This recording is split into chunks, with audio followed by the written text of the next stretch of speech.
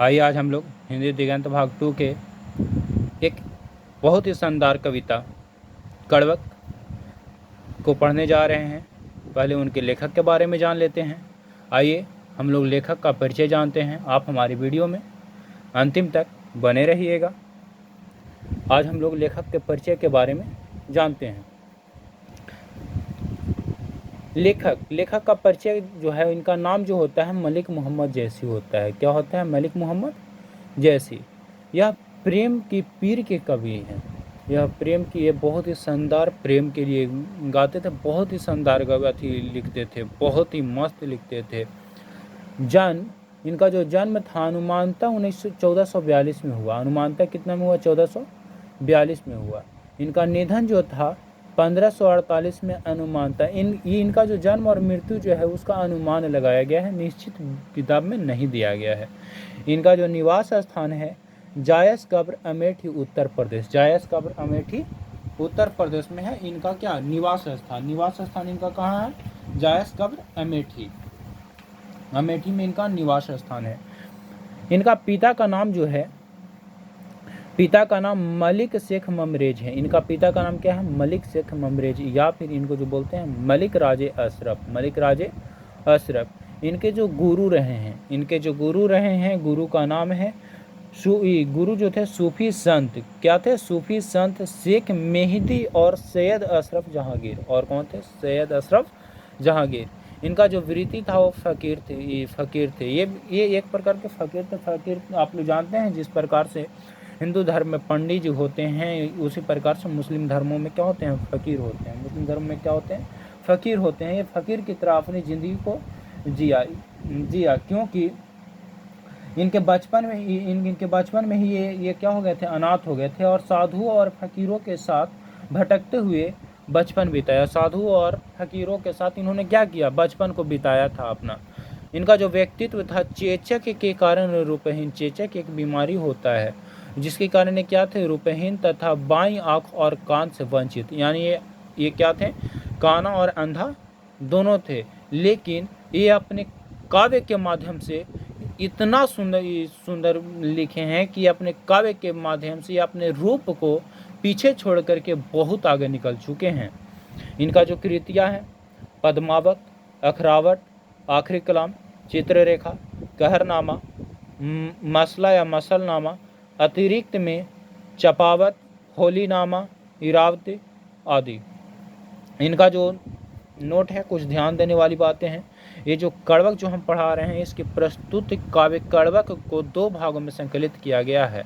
जैसे प्रथम भाग और द्वितीय भाग, 2 भागों में हम जब कविता को पढ़ाएंगे तो इसको 2 भागों में बांटा गया है। पहला चीज़ तो ये जो कड़वक है ये पद्मावत से लिया गया है। किससे लिया गया है? पद्मावत से लिया गया। और इसके दोनों जो भाग हैं इनको 2 भागों में जो संकलित किया गया है, जिसका प्रथम भाग जो है पद्मावत के प्रारंभिक और द्वितीय भाग जो है अंतिम छंदों से लिया गया है। अंतिम छंदों से लिया गया है।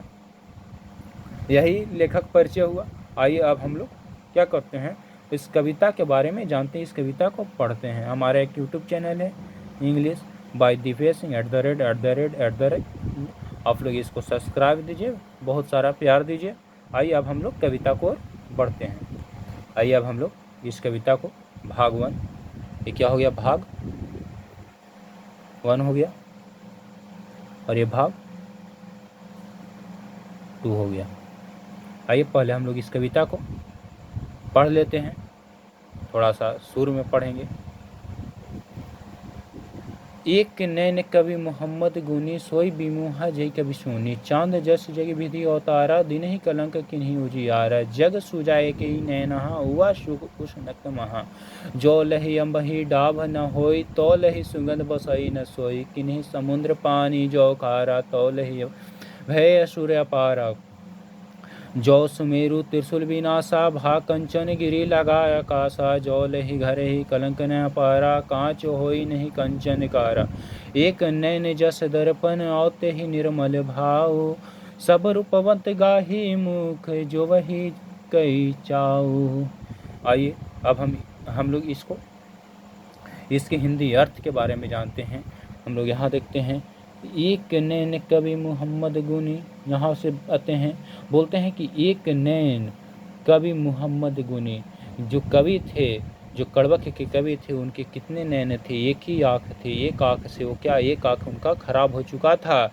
एक नैन कवि, एक नैन वाले जो कवि थे मलिक मोहम्मद जैसे जो थे, वो बहुत ही ज़्यादा क्या थे? गुणवान थे। बहुत ही ज़्यादा क्या थे? गुणवान थे। आगे देखते हैं, सोई बिमुहा जय कवि सुनी, बोलते हैं जो इनको सुनता था विमोह हो जाता था। सोई बिमुहा जय कवि सुनी, जो भी एक कवि को सुनते थे वो विमोह हो जाते थे। आगे देखते हैं, चांद जैस जग विधि अवतारा, बोलते हैं कि चांद जैसे जग विधि अवतारा, दिन ही कलंक किन्हीं उजियारा, बोलते हैं कि चांद इस धरती पर चांद जैसा अवतार, इतना खूबसूरत अवतार जो चांद का है, दिन ही कलंक किन्हीं उजियारा, उसमें भी क्या है? कलंक लग गया है, थोड़ा सा उसमें धब्बा लग गया है, और धब्बा लगते हुए भी वो पूरी दुनिया को क्या किया हुआ है? उजियारा, इंजोर किए हुए है।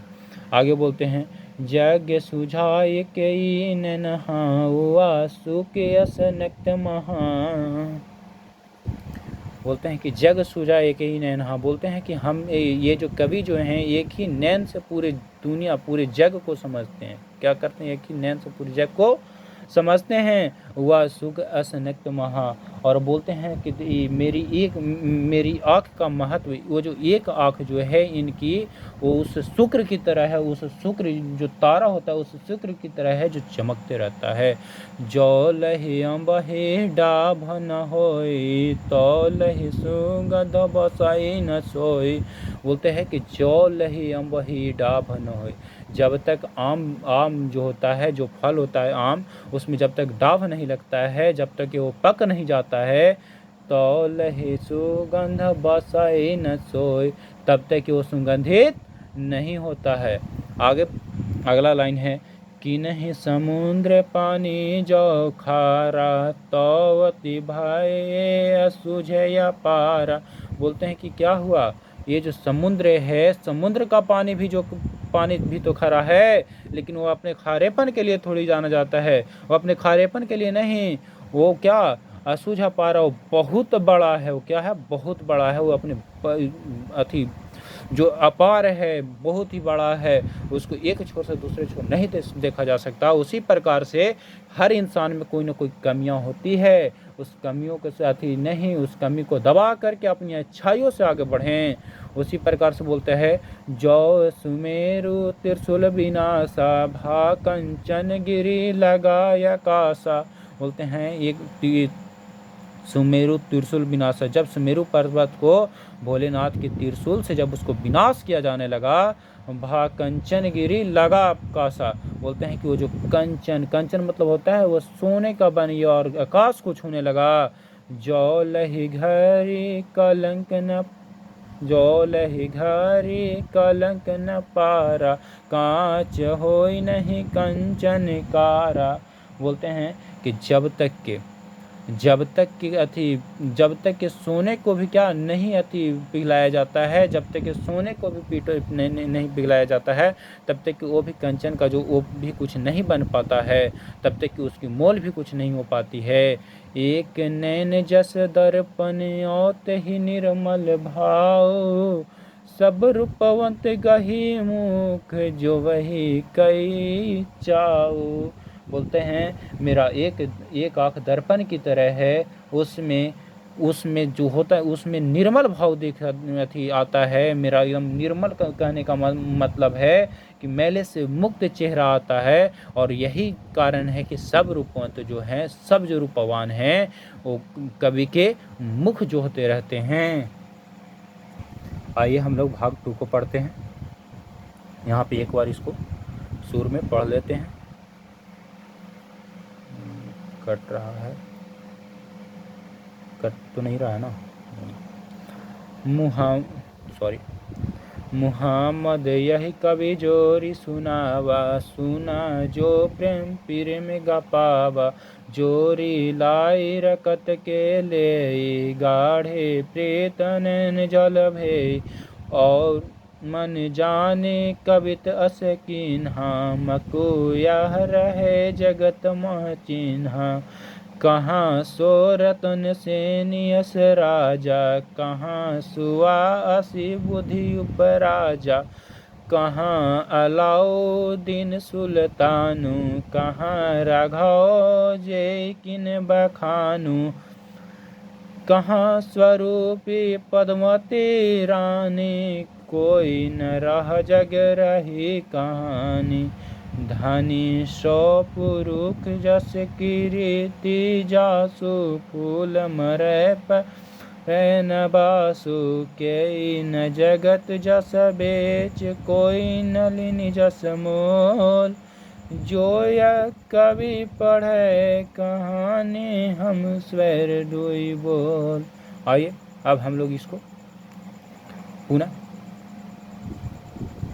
हिंदी करने का प्रयास करते हैं। बोलते हैं, मुहम्मद यही कवि जोरी सुनावा। कवि मतलब होता है काव्य। कवि मतलब क्या होता है? काव्य होता है। बोलते हैं कि मुहम्मद यही कवि जोरी सुनावा। बोलते हैं कि मलिक मोहम्मद जैसी जो है इस काव्य को जोर जोर से सुनाते हैं। और बोलता है, सुना जो प्रेम पीरा गा पावा। और बोलते हैं कि जो इस कविता प्रेम ही है। सुना जो प्रेम पीरा गा पावा। बोलते हैं कि एक इस काव्य को जो सुनता है वो प्रेम में पड़ जाता है। जोरी लाई रखत के ले, गाढ़े प्रीति नैन जल भई।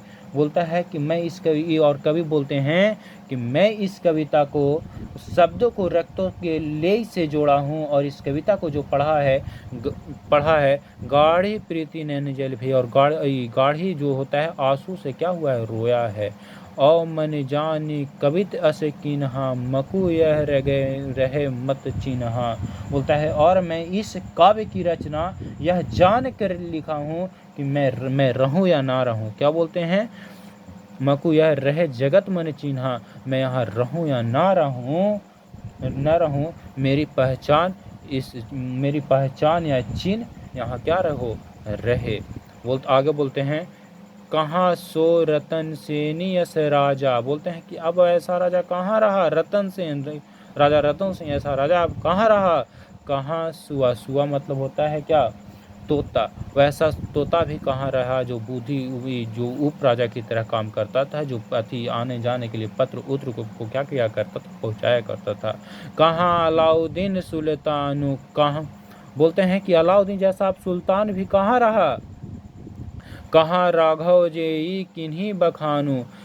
आप लोग इस चीज़ को एक मूवी पद्मावती मूवी में दर्शाया गया है। उस मूवी में राघव चेतन को दर्शाया गया है, जिसमें राघव चेतन बहुत ही मस्त अपने संगीत के माध्यम से किसी भी चीज़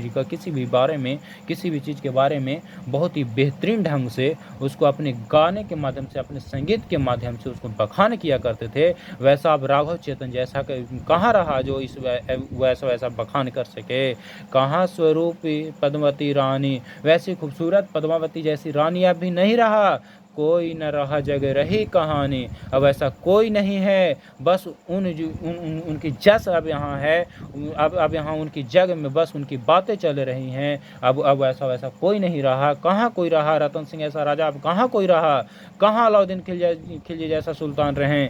कहाँ रहेगा राघव चेतन जैसा बखान करने वाला? कहाँ माता पद्मावती रानी जैसी कोई अब सुंदर नारी रही? अब कोई नहीं रहा, बस उनकी बातें अब इस दुनिया में चल रही। धनी सौ पुरुष जैसे कीर्ति जासु, फूल मरे पे मरे न बासु।